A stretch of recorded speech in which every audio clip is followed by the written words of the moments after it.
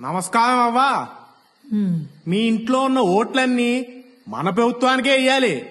నేను తప్ప మా ఇంట్లో ఎవరూ మిగల్లేదయ్యా. ఓన్లే మిగిలిన ఒక్కోటైనా సరే నాకే ఇయ్యాలి. నువ్వు ముందుసారి ఒక్క ఛాన్స్ అంటే ఇంటెల 10 ఓట్లు మీకే వేశాం. మద్యపాన నిషేధం అని పిచ్చి ముందో పురుగుల ముందో అమ్మారు.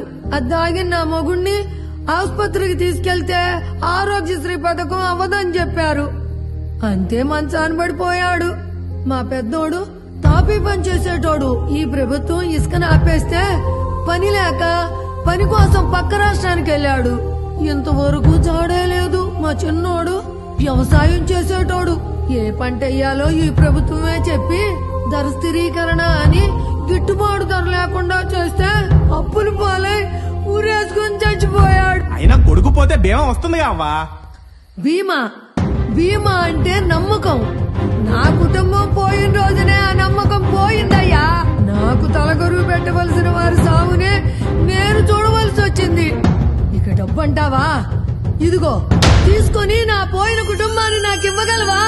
ఇదిగో నీ మనోడు భవిష్యత్తు గురించి అయినా ఆలోచించి ఈ ఒక్కసారి మళ్ళీ మన ప్రభుత్వం కోటి అంతా బాగుంటది. ఒక్కసారి నమ్మి కోల్పోయింది చాలు. భవిష్యత్తు తరాలు